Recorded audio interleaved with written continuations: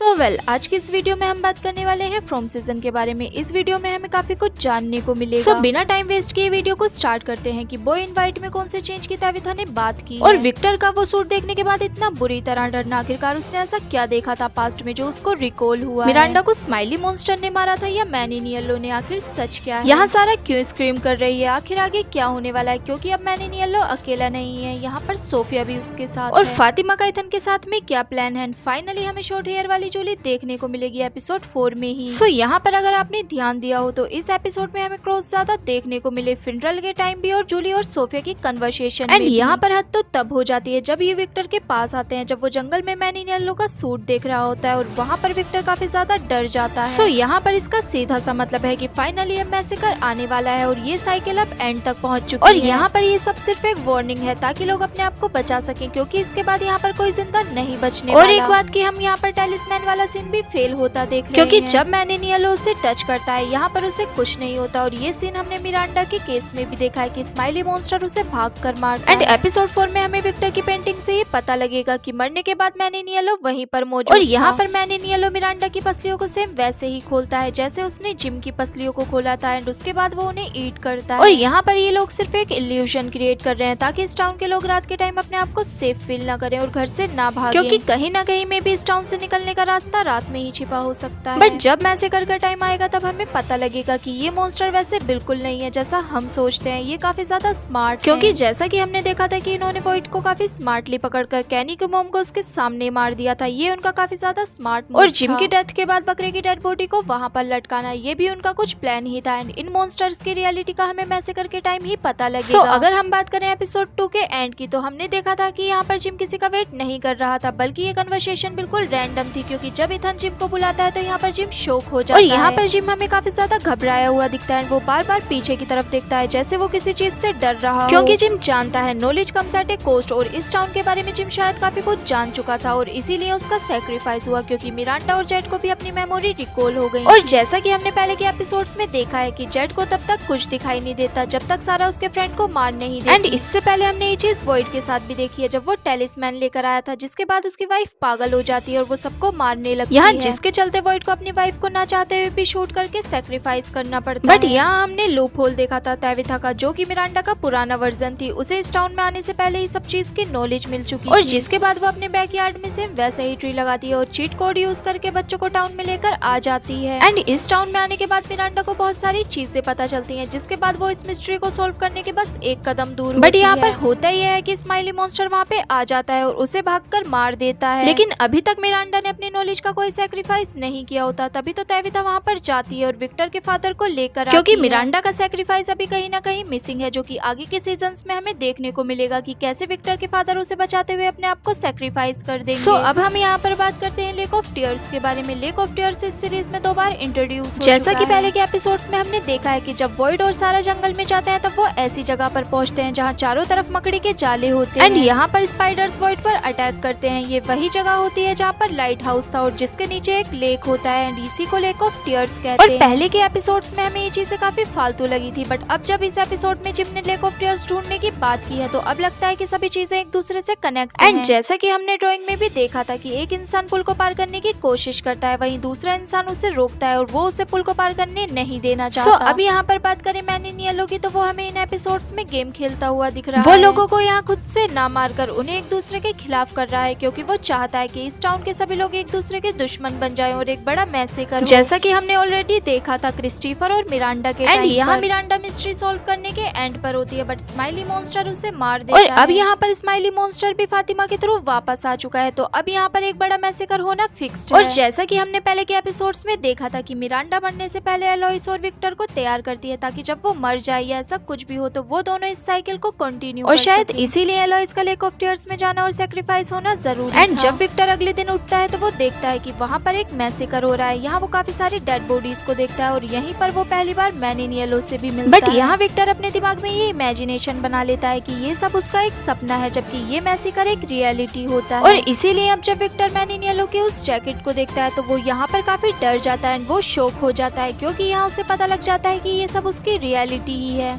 यहाँ हमें एपिसोड 3 में ये चीजें काफी क्लियर हो चुकी हैं कि ये जो चीजें इस टाउन के लोगों की इमेजिनेशन है वो कहीं ना कहीं उनकी रियलिटी भी है। जैसे कि मिरांडा का पूरे टाउन को देखना और इथन का लेक ऑफ टीयर्स वाला सपना। क्योंकि अब जिम ने इथन से बोल दिया है कि तुम्हें इस टाउन में लेक ऑफ टीयर्स को ढूंढना होगा एंड यहाँ इथन भी पूरी तरह से इसे ढूंढने में लग चुका है। और अगर हम बात करें जूली की, तो जूली हमें आगे के एपिसोड्स में स्टोरी वॉक करते हुए दिखाई देगी एंड अब जूली कहीं ना कहीं ये बात समझ चुकी है कि उसे अपनी पावर्स को काफी स्मार्ट तरीके से यूज करना होगा और इसीलिए वो बुक्स को यूज करेगी, क्योंकि उसे जो इन्फॉर्मेशन मिली थी इथन ने उसे बुक से ही दी और आगे के एपिसोड्स में जूली हमें कटे हुए बालों में दिखाई देगी और इसका रीजन भी कहीं ना कहीं मॉन्स्टर्स ही होंगे, क्योंकि जैसा कि हमने देखा था कि जब जूली ने स्टोरी वॉक की थी तब मॉन्स्टर ने उसे बाल से ही खींचा और यहाँ हमें देखने को मिलेगा कि जूली स्टोरी वॉक करते हुए 1978 के मैसेकर के टाइम पर पहुंची एंड यही वो पहली बार मैसेकर देखेगी कि यहाँ सब कुछ कैसे हुआ था और यही वो पहली बार मैन इन येलो से मिलेगी जो टाउन के सभी लोगों को मारकर उन्हें फीड कर रहा होगा। यहाँ जूली को समझ आ जाएगा कि आगे टाउन में क्या क्या होने वाला है। जैसा कि अब हमने देखा है कि मैन इन येलो अपना गेम स्टार्ट कर चुका है और वो सोफिया में डिस्गाइज होकर कैनी और जूली की फैमिली को आपस में लड़वा रहा है एंड यहाँ पर वो यही चाहता है कि इस टाउन के लोग आपस में लड़े, जिससे ये स्टोरी एक बड़े मैसेकर की तरफ जाए। और फिनरल में हमें क्रॉस का दिखना ये बिना किसी रीजन के नहीं था, बल्कि ये टाउन के सभी लोगों के लिए एक वार्निंग है कि उन्हें ऐसी चीजें नहीं करनी चाहिए। और जैसा कि हमने बॉय एंड व्हाइट को तैविता से कहते हुए सुना था कि तुम अपनी मिस्ट्री सॉल्व करने के करीब हो लेकिन तुम्हारे पास समय कम तो यहाँ ये बात शायद उसने इसीलिए कही है क्योंकि मैन इन येलो टाउन में आ चुका है, बट यहाँ ये मेन विलन नहीं होने वाला, यहाँ पर मेन विलन कोई और ही और हो सकता है कि मैन इन येलो उसका पपेट। मेन विलन वही होगा जिसने इस टाउन को कर्ज दिया था और यहाँ के लोगों को मॉन्स्टर क्योंकि इस टाउन के लोग इमोर्टैलिटी चाहते थे और जिन्होंने बच्चों को सेक्रीफाइस किया एंड ये बच्चे आज भी कहीं ना कहीं लेक ऑफ टीयर्स में कैद हैं और हर बार एक बच्चा मैसेकर के टाइम पर सेक्रीफाइस होता है और ये इस साइकिल का एंड है क्योंकि अब इथन इस साइकिल का लास्ट कैंडिडेट क्योंकि यहाँ पर मैन इन येलो को भी हमने कहते हुए सुना कि होप ये लास्ट होगा और ये मेरा फेवरेट पार्ट और जैसा कि हमने केव पेंटिंग में भी देखा था कि यहाँ पर रिचुअल परफॉर्म हो रहा होता है, वहाँ पर दो लोग सेपरेट खड़े होते हैं और इसी से हम अंदाजा लगा सकते हैं कि ये लोग वही हैं जो इस रिचुअल के खिलाफ हैं एंड वो ऐसा नहीं चाहते। और ये चीज हमने तब देखी थी जब जेट और तैविता के सामने बच्चे एनक्वी करते हैं और इससे जब उनकी याद वापस आती है तो उन्हें सबसे पहले ये पता चलता है कि उनकी एक बेटी भी इन बच्चों के साथ सेक्रीफाइस हुई थी इस रिचुअल से एंड तभी से ये दोनों रिकार्नेट हो रहे हैं ताकि वो इस साइकिल सर्कल को तोड़कर उन्हें फ्री करा पाए। और उन दोनों ने हर बार ऐसा करने का ट्राई भी किया है क्योंकि जब तैविता लाइट हाउस में जाती है और वो उन डेट्स को देखती है तो ये वही डेट्स होती है जितनी बार वो रिकार्नेट हुए लेकिन इस चीज का एंड हर बार सेम ही निकलता है। इसलिए जेट और तैविता का इस साइकिल को तोड़ना इतना भी आसान नहीं है क्योंकि मॉन्स्टर्स ऐसा बिल्कुल नहीं चाहते। सो अब मैन इन येलो भी इस टाउन में सोफिया में डिस्गाइज हो चुका है। वो यहाँ पर सारा के साथ ही रुकना चाहता है क्योंकि सारा इस टाउन की सिंपल कैंडिडेट है जिसे इजीली मैनिपुलेट किया जा सकता है और सारा को पहले भी मैनिपुलेट करके लोगों को मरवाया गया है, इसीलिए सोफिया सारा के साथ रहना ही प्रीफर करती है एंड यहाँ वो सारा के थ्रू ही सभी लोगों को मैनिपुलेट करके सारा को हथियार बनाएगी क्योंकि हमने ये एपिसोड 4 के प्रोमो में भी देखा है कि सारा बुरी तरीके से स्क्रीम करती है। इसका मतलब कहीं ना कहीं सारा को सबकी नजरों में बुरा बनाया जा रहा है, बट यहाँ सारा कोई नॉर्मल कैंडिडेट नहीं है जिसे आसानी से तोड़ा जा सके। उसकी ब्रूटैलिटी हमने एल्जिन पर देखी थी कि वो कितना ब्रूटल जा सकता है, तो कहीं ना कहीं सारा भी सोफिया को काउंटर कर सकती है। लेकिन यहाँ सोफिया उसके जरिए टाउन के लोगों को आपस में लड़वाएगी और उन्हें तोड़ेगी क्योंकि यहाँ मेन कहानी है उम्मीदों की जिंदा रहने की एंड यहाँ वो बस इन उम्मीदों को ही खत्म और यहाँ पर इन सब का फायदा मैन इन येलो उठाकर फीड करेगा। यही हमें मॉन्स्टर्स और बाकी चीजों की रियलिटी का पता और फ्रॉम अब अपने एंड की तरफ बढ़ रहा है और सीजन 4 फिनाले के एंड को सेटअप करेगा। यहाँ बहुत से क्वेश्चंस का आंसर ढूंढना भी बाकी है और आगे की थ्योरी एंड डिटेल्स हम नेक्स्ट वीडियो में कवर अप करेंगे। सो अगर आपको ये वीडियो पसंद आई हो तो चैनल को लाइक और सब्सक्राइब करें। Thanks for watching my video.